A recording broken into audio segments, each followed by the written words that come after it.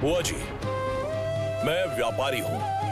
सब कुछ नाप तोल के खरीदना ही मेरा दस्तूर है। यह आदत ना होने से मैं इतना बड़ा साम्राज्य खड़ा नहीं कर सकता था। मैंने उस दिन जो कहा था आज वही दोहरा रही हूं।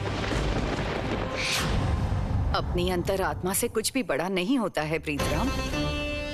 कई दिनों से देख रही हूं तेरी अंतरात्मा की आवाज कहीं खो गई है। बुआ जी, शायद कोई गलतफहमी हो रही है। देखिए, मैं उसे जबरदस्ती या मजबूर नहीं कर रहा बिना पैसे के जमीन देने के लिए। मैंने जो दाम दिए हैं, नीलू दासी उस दाम पर जमीन बेचने के लिए राजी हुई है। अब इसमें गलत क्या है मैं समझ नहीं पा रहा हूँ। तुझे समझ में नहीं आ रहा है या तू समझाना नहीं चाहता? तेरी अंतरात्मा साफ है ना? जुगी, तू कुछ नहीं कहेगी?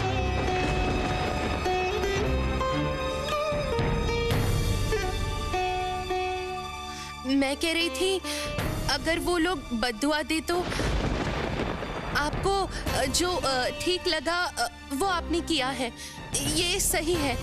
लेकिन उनकी बद्दुआ से इस परिवार का अमंगल होगा।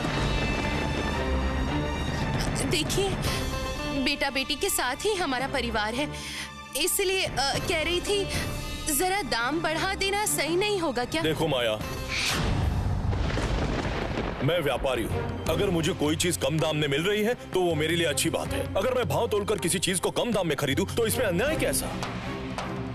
कोई हालात के दबाव में आकर अपनी जमीन को उचित मूल्य से कम दाम में बेचने के लिए मजबूर हो जाए तो तू उसको उचित मूल्य नहीं देगा? आश्चर्य की बात है बुआ जी, मैं उसे जमीन बेचने के लिए मजबूर नहीं कर रहा हूँ। मैं जो दाम देना चाहता हूँ, नीलू दासी उस दाम में राजी हुई है, तभी तो खरीदना बेचना हो रहा है। अच्छा, इसमें अन्याय की क्या बात है? उसने तो ज्यादा मांगा ही नहीं, तो मैं ज्यादा दाम क्यों दूं? व्यापारी होने के नाते मुझे इसमें कोई अन्याय नहीं दिख रहा, और बद्दुआ देने का भी कोई कारण इसमें नहीं है। जुग्गी, प्रीतराम के अंदर एक व्यापारी होने के अलावा और कुछ नहीं बचा, जो सिर्फ फायदे और नुकसान के बारे में ही सोचता है।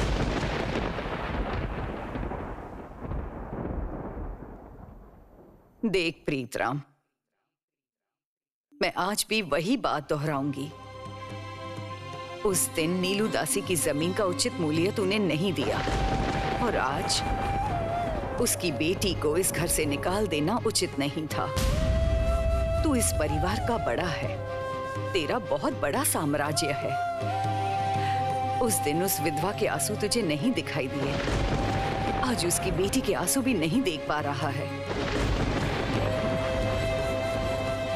उनकी बद्दुआएं असर करती हैं, वो अनदेखा करके सब कुछ बर्बाद मत कर देना, मत कर देना, मत करना।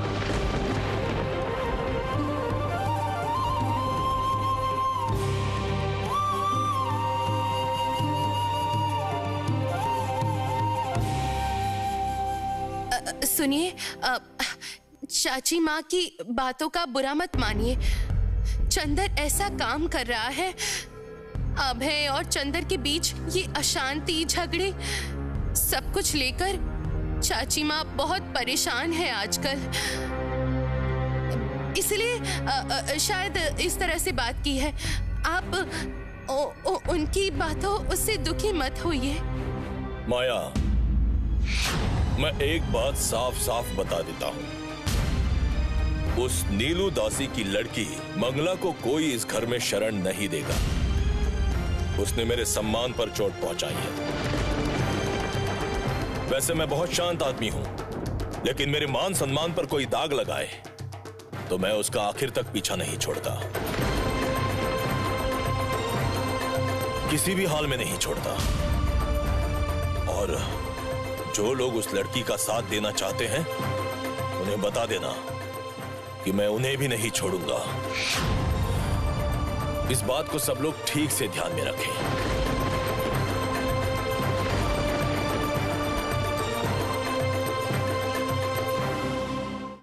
रानी, तुम ऐसे क्यों टहल रही हो? उस लड़की की क्या व्यवस्था की आपने? ओह, समझ गया। इसका मतलब तुमने सब देख लिया। उस लड़की का नाम है मंगला दासी, माँ नीलू दासी। उसके पति ने उसको छोड़ दिया। इधर उसके भैया ने और भाभी ने उसे घर से निकाल दिया। उसे पता चला पिताजी ने कम दाम देकर जमीन खरीदी थी। अभी जमीन का मूल्य बढ़ गया है, इसलिए वो पैसे मांग रही है। उसकी क्या व्यवस्था कर सकता हूँ बताओ? लेकिन ये पूरा महल उनकी जमीन पर बनाया गया है। उससे क्या रानी, ये जमीन तो पिताजी ने खरीद ली थी और उसके कागज भी मौजूद है। वो लड़की मूर्ख है, यहाँ आके गलत मांग कर रही है। इससे क्या हुआ बताइए? वो लड़की तो अभी मुसीबत में है, ये तो सबको पता है। और आप तो पहले उस लड़की को इस घर में शरण देने की बात कर रहे थे, लेकिन अभी क्यों ऐसी बातें कर रहे हैं आप? क्यों ऐसे बदल रहे हैं? रानी, पिताजी नहीं चाहते हैं। पिताजी ने कहा है कि उस लड़की को इस घर में शरण देने से यहाँ कोई समस्या हो सकती है। वो लड़की अगर बाहर के लोगों के सामने पिताजी से पैसों की मांग करती है तो पिताजी के सम्मान की हानि होगी। पिताजी का सम्मान बचाने के लिए एक इंसान की जान चली जाएगी। वो मूर्ख लड़की हमारे घर में आके चिल्ला रही थी, लेकिन इतने महान इंसान उसे यहाँ शरण दे देते तो क्या हो जाता? रानी, तुम किसके बारे में क्या कह रही हो, ये एक बार सोच के देखो। आप मुझे गलत मत समझिए, आप मुझे गलत मत समझिए। पिताजी का अपमान करने से पहले मेरी जुबान काट दीजिए आप। लगता है पिताजी शायद सही ही कर रहे हैं, मुझे ही समझ में नहीं आ रहा है। लेकिन इस महल में कितने लोगों को शरण मिलती है, वो भी एक कोने में पड़ी रहती, अंदर महल का कुछ काम कर लेती। वो बाहर के लोगों के सामने कैसे जाएगी? देखो रानी, पिताजी इस परिवार के मुखिया हैं, इसलिए उन्होंने जो हुक्म जारी किया है उसे लेके कोई तर्क या सोचने समझने का कोई मतलब नहीं बनता।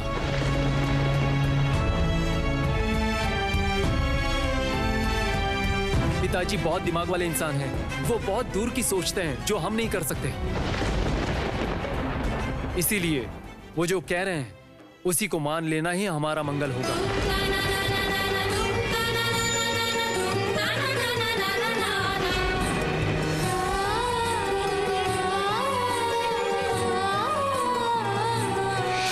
चलो चलो निकलो यहाँ से। नहीं, चलो। मैं नहीं जाऊंगी।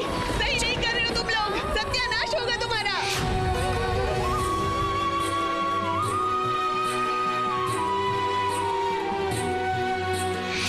जमीन, गरीब की जमीन खा गए तुम लोग। छोड़ो मुझे, छोड़ो। मैंने कहा मुझे छोड़ दो।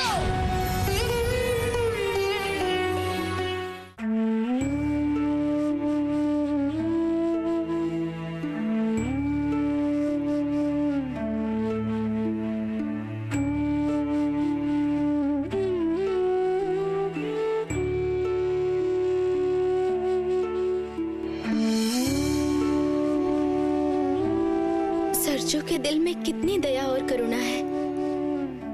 पहले मुझे आकर प्रसाद देकर गई, फिर मेले की कहानी, नृत्य नाटक की बात करके गई। लेकिन अगर एक बार माँ काली के दर्शन मिलते तो दिल में कोई खेद नहीं रहता।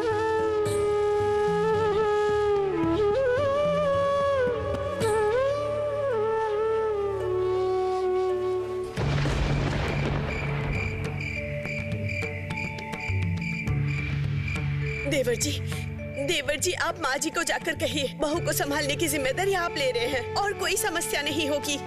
देखिए देवर जी, घर की बहू को इस तरह कमरे में बंद रखना सही बात नहीं है। और नानी माँ को गुस्सा आता है तो वो ऐसा ही करती हैं, जो मर्जी वही करती हैं। आप जाइए और दादी माँ से बात कीजिए। चलिए।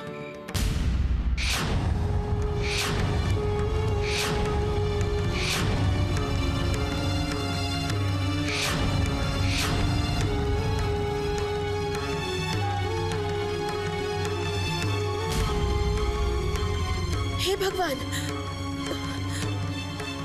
यहाँ पे पैरों के निशान कैसे आए? कोई छोटी बच्ची के पैरों के निशान लग रहे हैं, है ना देवर जी? आश्चर्य की बात है।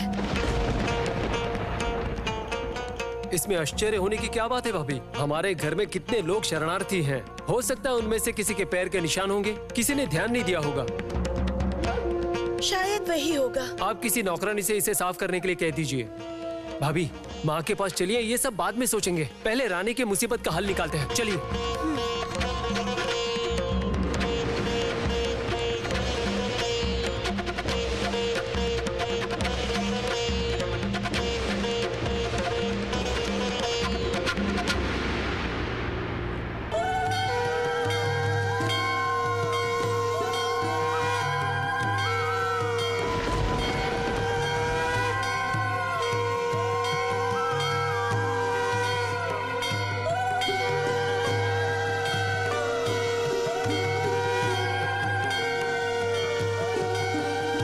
माँ, आपका रूप देखकर आज मेरा दिल भर आया।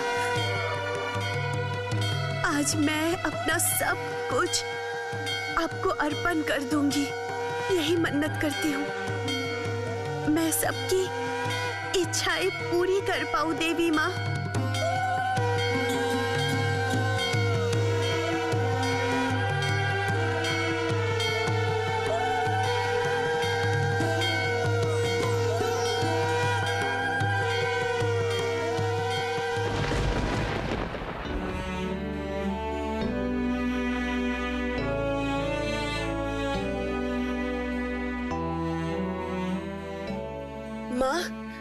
माँ, देवर जी को लेकर आई हूँ। मुंह लटका कर बैठे थे बाहर के कमरे में। बड़ी बहू, तुमने जरूर सब कुछ सुना होगा। हाँ माँ, सब कुछ सुना है, इसीलिए तो कह रही हूँ। आप लोगों ने ऐसा क्यों किया माँ? बहू की भक्ति की वजह से हम लोग हर समस्या से निकल पाए हैं, और उसी को इस तरह से कमरे में हम लोगों ने बंद करके रखा है। माँ, मैं ये सब भक्ति श्रद्धा के बारे में कुछ नहीं बोल रहा, क्योंकि एक बात तो आप लोग मान नहीं रहे हैं। कोई इंसान स्वतंत्र तरीके से कुछ सोच नहीं सकता है क्या? और आप लोगों को तो पता है रानी के दिल में कितनी दया है, कितनी करुणा है। उस लड़की की दशा देखकर रानी सहन नहीं कर पा रही थी, इसलिए उसे शरण दी थी। आप ही बताइए, क्या ये बहुत बड़ा अन्याय है? चंदर बेटा, क्या मैंने ऐसी बात की है कभी? तू बता। लेकिन तू ये तो मानेगा ना बेटा, तेरे पिताजी की बात इस घर गृहस्थी की आखिरी बात है, और छोटी बहू ने उनकी बात का उल्लंघन करके अन्याय किया है। ये तो सच बात है।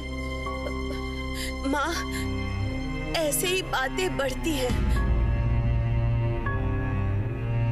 जो होना था वो तो हो चुका है। अब आप जाइए, बहू को लेकर आ जाइए।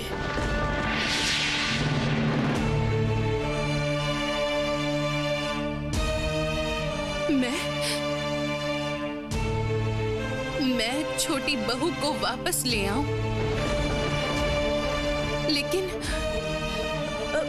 मैं जानती हूँ माँ, ससुर जी बहुत गुस्से में है और उनका दिमाग गर्म है, तो इसलिए आप लोग बहू के बारे में एक बार भी नहीं सोचेंगे। बहू की बात एक बार तो सोच के देखिए माँ, उस लड़की का दिल बहुत कोमल है। उसके दिल में पता नहीं अभी क्या चल रहा है। आप कुछ ना कुछ कीजिए माँ, देखिएगा सब सही हो जाएगा।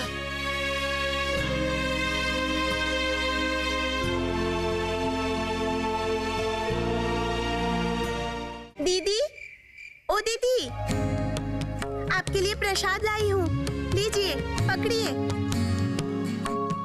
ओ माँ, तुम तो थोड़ी देर पहले आके प्रसाद देकर गई। अब फिर से? मैं कब आई थी दीदी? मैं तो अभी लौटी हूँ और लौट के सीधा आपके कमरे में आई हूँ। क्या कहा? तुम तो मेरे साथ कितनी सारी बातें करके गई, क्यों झूठ बोल रहे हो तुम? बताओ तो। नहीं दीदी, मेरा विश्वास कीजिए। सरजू, किस विश्वास और अविश्वास की बात कर रही है?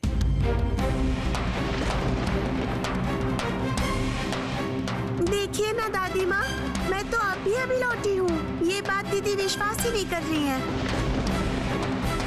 अच्छा, ओ माँ, अभी तो लौटी हो। किसने मुझे सती माँ के बारे में कहानी सुनाई? वहाँ पर नृत्य नाटक हुआ था ना? हाँ, सही बात है। वहाँ तो शक्तिपीठ को लेकर नृत्य नाटक हुआ था। मैं तो सब कुछ देख कर आई हूँ। मैंने सोचा यहाँ आके दीदी को कहानी सुनाऊंगी।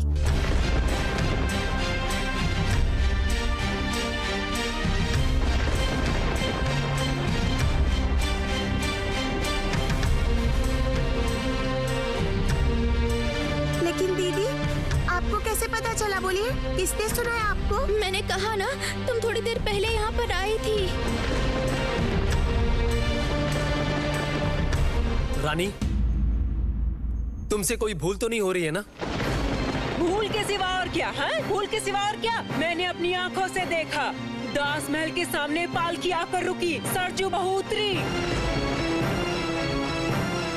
लेकिन छोटी बहू झूठ बोल रही है, ऐसा तो नहीं लग रहा है। क्या हुआ है ये मैं बता सकता हूँ। रानी अकेली बैठ के कालीघाट के बारे में सोच रही थी और उसका कालीघाट जाने का बहुत मन कर रहा था। इसलिए सपने में देखा कि सरजू बहू वापस लौट के कालीघाट की कहानी सुना रही है। जागते हुए सपने देख रही थी, और क्या। सपना? तो फिर मुझे ये प्रसाद देकर कौन गया? देखिए।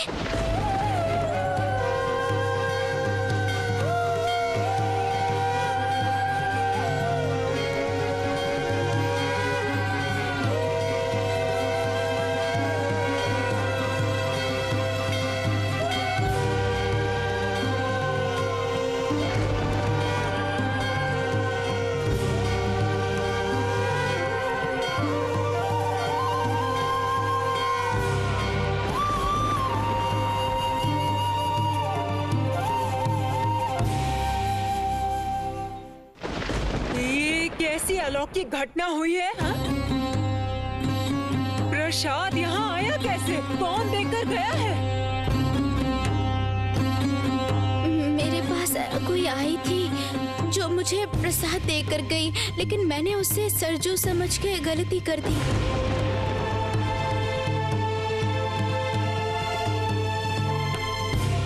मैं उसको पहचान नहीं पाई। क्यों ऐसे बिना मतलब की बात कह रही हो रानी? तुम ये कहना चाहती हो कि तुम्हारी माँ काली पत्थर की मूर्ति से निकलकर सरजू बहू के वेश में आकर तुम्हें प्रसाद देकर गई है?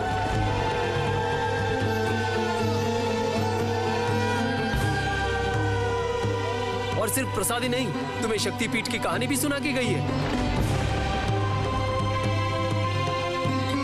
ये कैसी बात कर रही हो रानी?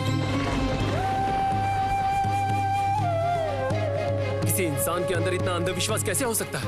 चंदर, फिर से तू भगवान के बारे में अनाप शनाप बातें कर रहा है। कुछ तो हुआ ही है, ये तो समझ में आ ही रहा है।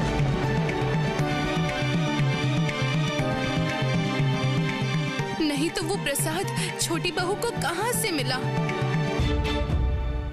जरूर कोई यहाँ आके वो प्रसाद देकर गया है। माँ, आप लोगों के इस अंधविश्वास की वजह से।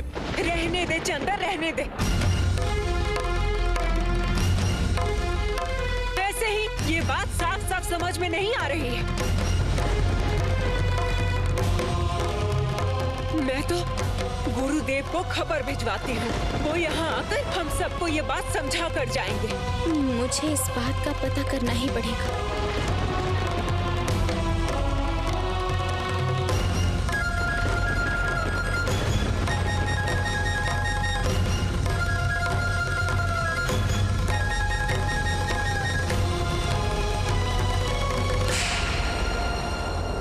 प्रणाम।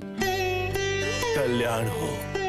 आप लोग थोड़ा इंतजार कीजिए, मैं आपके लिए दान की व्यवस्था करवाता हूँ। आज हमें इंतजार करने के लिए मत कहिएगा। हम लोग माँ के आदेश से एक उत्तरदायित्व का पालन करने के लिए आए हैं।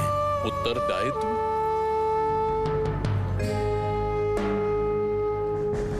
माँ के भोग का प्रसाद पहुँचाने के लिए आए हैं।